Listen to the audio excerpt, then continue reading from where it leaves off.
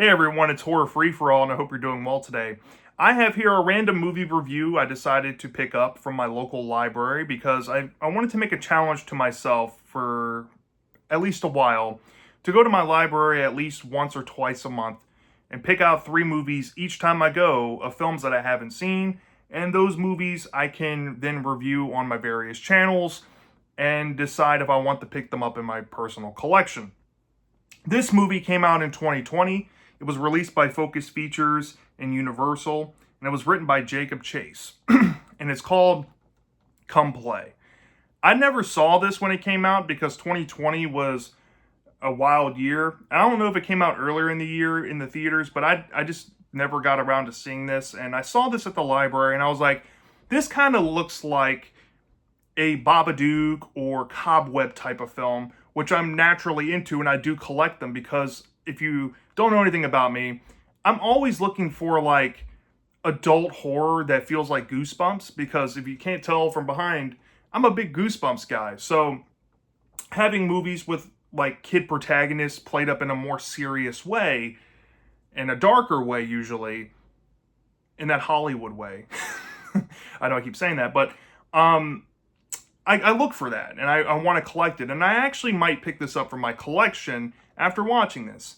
With that out the way, though, is Come Play the greatest of this little subgenre of films that you can find a dime a dozen of films that fit into? And we'll get into that. Come Play is a weird movie for me because, on one hand, after watching this, I came out feeling fine with it, but at the same time, it kind of exposed to me the problem with Hollywood these days and kind of the overexposure of horror or certain subgenres within horror. And I partially blame some producers out there like James Wan, for example. He's pretty prolific, especially in modern horror, and his effect on films, you can't really see the magnitude unless you really peel back and look at all these other movies that are essentially trying to copy his style. And I mean no offense to Jacob Chase here. I think he made a fine film for what it is. I don't know if this was his first movie or one of the first times he ever wrote and directed a movie. I couldn't tell you. But I have to say, it doesn't make the genre look good when you have something that feels derivative. And I know I use the term derivative a lot, but here's the thing. When horror films, especially these days, everybody's always clamoring for, we need more serious horror or big-brained horror, right? As a viewer, as somebody who goes to movies for the visual medium of horror, I mean, if I'm being honest, I love to read horror myself, but the reason why we go to these movies, at least for me, I don't know if it's the same for all of you out there, is to be entertained, right? The novelty of watching a movie is also more paramount than reading a book, because you can watch a movie in an hour to hour and a half, maybe sometimes 2 hours, and you can spend a lot more time reading a 300-page novel, or maybe you can just spend your time reading shorter novellas. Do you? But I'm just saying that when I go to movies, I look for more entertainment, and if stuff has thematic messages or deeper layers to it, that's always a plus. But for me, horror films, I've gotten to the point where the less serious I can take you, the better.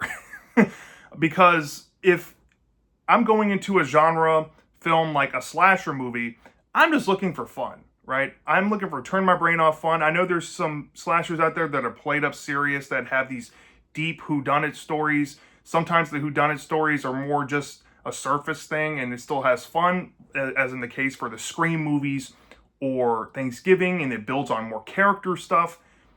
I would prefer that over something played up super serious, like Come Play, naturally. But I do appreciate what Jacob Chase tried to do here, but I also feel that at the end of the day, you made a film that feels like it's taking from other films in a similar genre, like The Babadook and Lights Out, for example.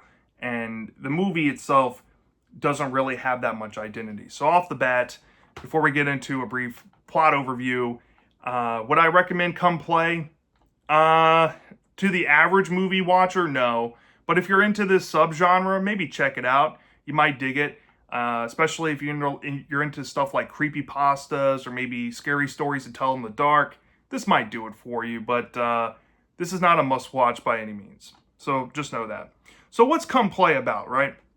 So Come Play is about this 8-year-old autistic nonverbal boy named Oliver. And the young kid, he pretty much lives in isolation. He has no friends. He has a cell phone that he spends a lot of his time watching because he's nonverbal and autistic. It's kind of his comfort thing. And he also communicates through that or his iPad. And he's watching a cartoon. I think it's SpongeBob.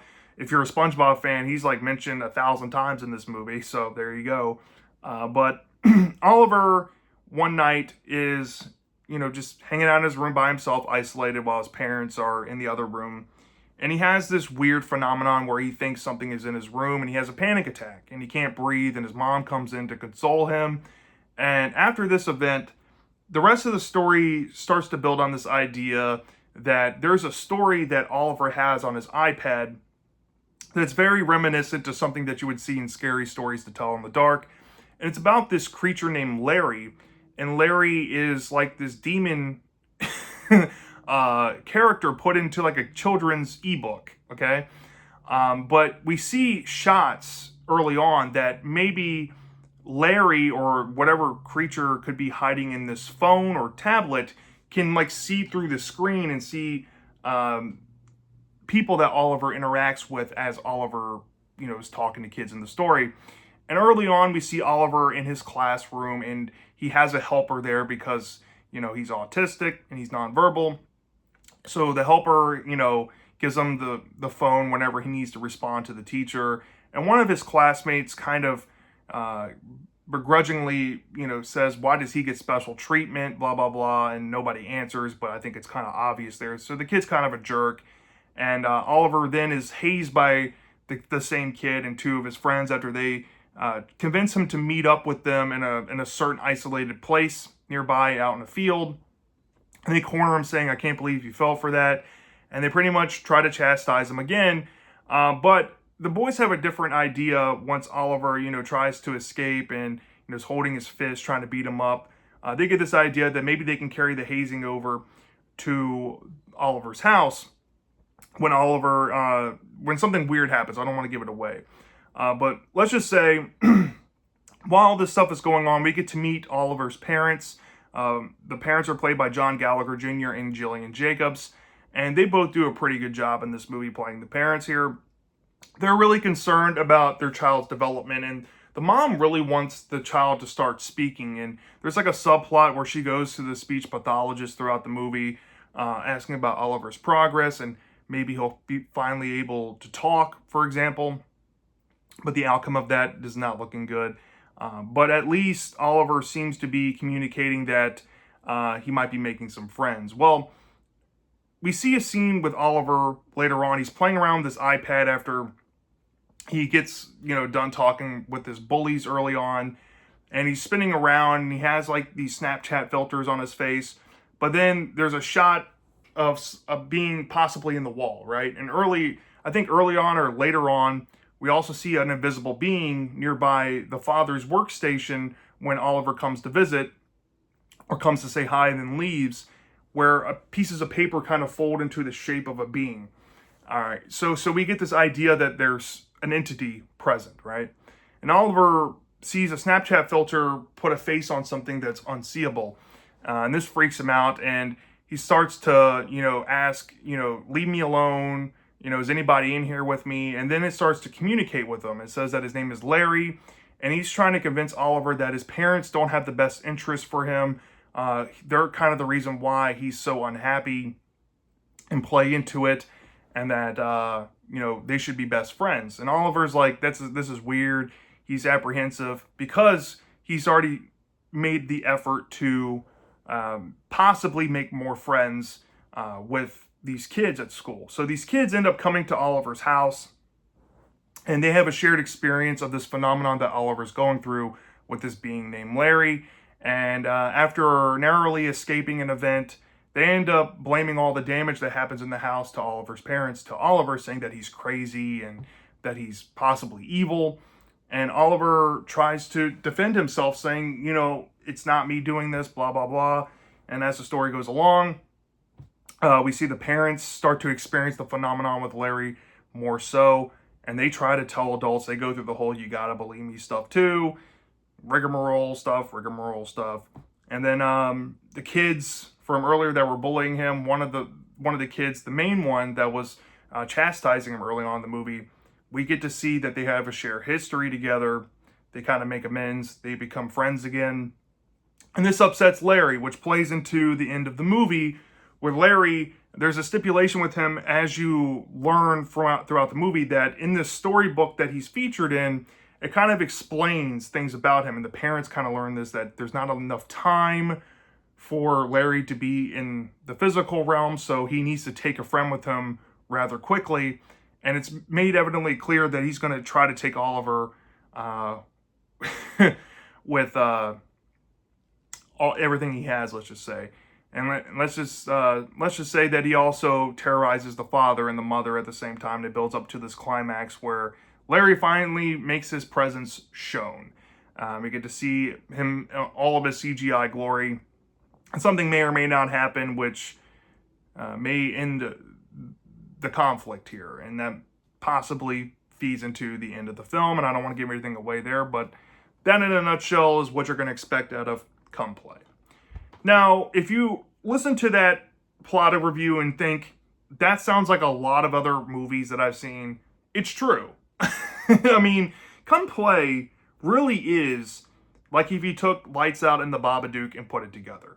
But I will give some compliments to this movie before I beat it over the head a little bit, because I do think that Jacob Chase here, whether this was a studio idea that they came to him, or maybe this was a concept he came up with, and he possibly lucked out on a chance or an opportunity to make this movie, whatever the case may be, I think you made a fine story here. Thematically, story-wise with the characters, while it can't be cliche, generic, and all that, there's nothing really wrong with it, because at the end of the day, the story is essentially about isolation and how that can invite unwanted guests or unwanted friends.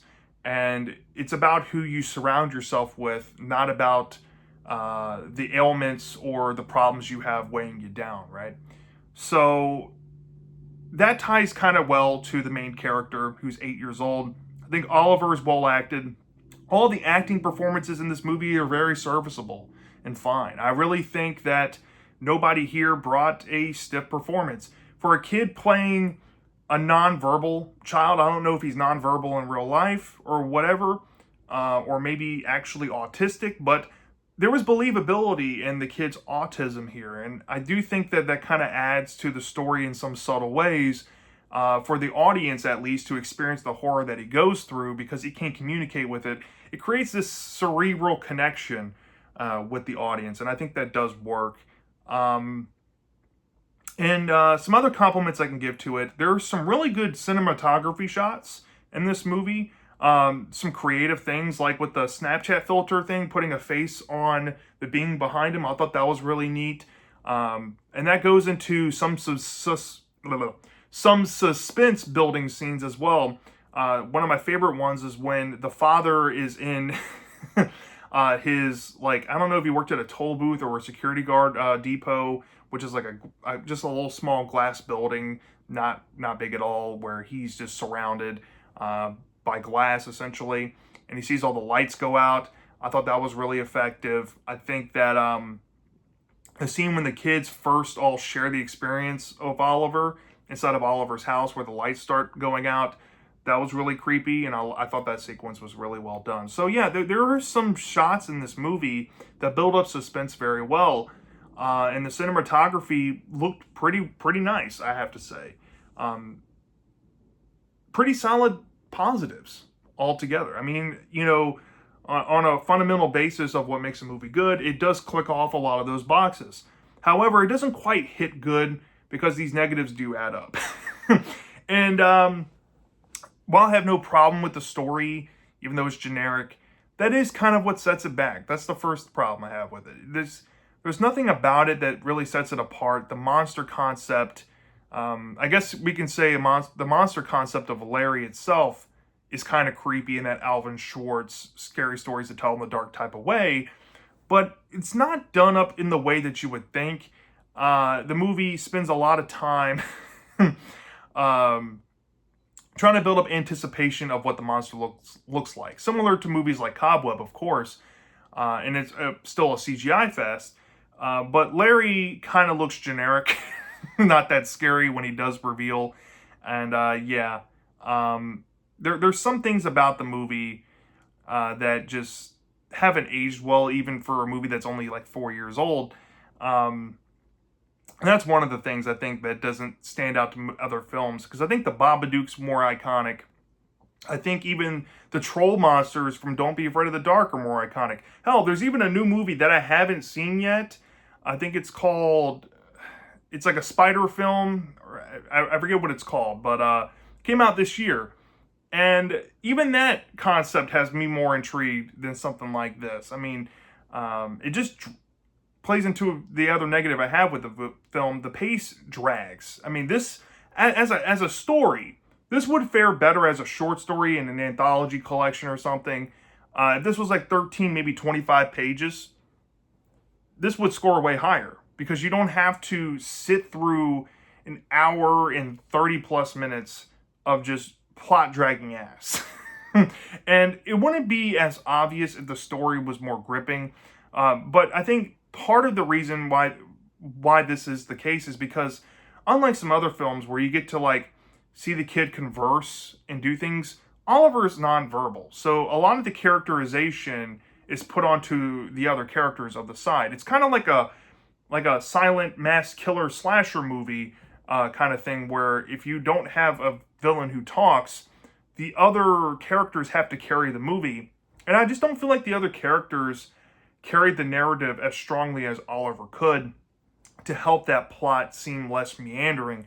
And it just felt like every scene that we got in the movie was built up to that point just to have a scene with Larry messing with somebody, which, if you're there for that, cool, but there's not a lot to it. It's very simple, and you can tell that it's dragging ass. And the pace, even for an hour and 30-something minute movie, which is kind of nice for this type of film, it makes it more obvious that it's, dragging, even despite it being a shorter film in the genre itself. So there's the second one there. The third one comes down to the color hues of the movie. Sometimes I bitch about this, but I really want to stress this. If you can barely see in the dark, or you have like problems seeing, dark colors like I do, for example, you're going to struggle watching this goddamn movie. I can tell that this movie might have been better in a theater experience where it's naturally dark and you have just the light up front. Maybe it might have been easier to see. It would have come off more purple. But if you're watching this film in the daytime, and you're trying to see what's happening on screen, there's some shots you can barely see what the fuck's going on. And I think they purposely dimmed the lights in the movie to create more of that, thing that John Carpenter started, where trying to build images in the shadows or making you think about what could be there in your mind, like Skinamarink, allegedly tries to do with its audience. Here, it's a little too try hard on that, and it's overdone. And yeah.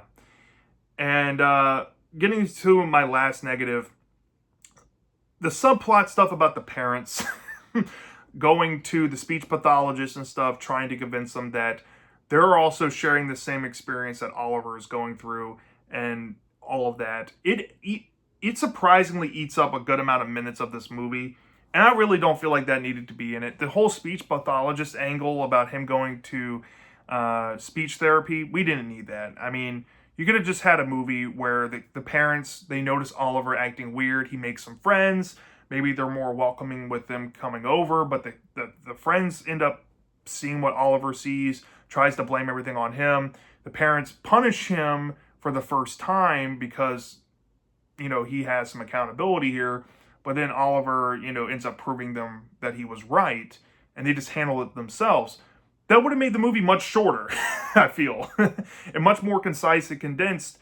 You can easily trim off about 10 to 15 minutes of this movie, which I will say this. A lot of, going back to the pace problem, a lot of this movie is built around slice of life character interactions, which isn't bad, I guess, in a movie that you're supposed to take seriously like this, and it's kind of needed for some character development. Maybe with Oliver's friends, for example. That's needed. But the whole stuff about, like I said, the random parent conversations, we don't need that in the story. The story is about Oliver's perspective, and they try to make it that, the parents are now trying to save him, right? Why can't he save himself, right? He can learn to overcome his disabilities and make a story about that and make it much more shorter in the runtime. I just think that also that ties to a mixed message to the movie that, the parents are going to solve all of the kids' problems. We can get into parenting styles and all that and what parents should do for their kids. Obviously, if it's a do or die situation, the parents are going to save their kid. But I think what would have been a more impactful story is that maybe you could have gone the Goosebumps traditional route. And I can kind of start to appreciate Stein for doing this. R.L. Stein, the writer of Goosebumps, if you don't know who I'm referring to, for doing this, where the kids are kind of put into a situation where they have to disregard their parents and do something for themselves and handle it on their own. While that sucks, I think that could have made this movie a little more entertaining. Surprisingly, I know. A lot of people want to bitch and complain about Goosebumps and having shitty parents. That's just because they're written to be dismissive. These parents aren't being dismissive necessarily. You don't have to make it like that. You can still have that they're sharing experiences, but at the end of the day, maybe they get taken out of the situation and Oliver has his moment. But, I don't want to get too much into the ending, but you may or may not get something similar to that. But then again, there's some tweaks I would make to the concept to tie better into the themes of the story. And it possibly could have made it more entertaining for me. With that out the way, though, Come Play from 2020. I ended up thinking that this movie was, decent. It's a decent movie. It's not bad. After watching it, I went online to see the consensus of the movie, and people were bashing this movie over the head. Look, I get fatigue in horror. I get hating on movies that feel like other things, or you love a movie and then you hate this movie because you think it ripped it off. That's fine if you want to think that way, but I think you're also underselling that this movie is mostly fine in terms of its story.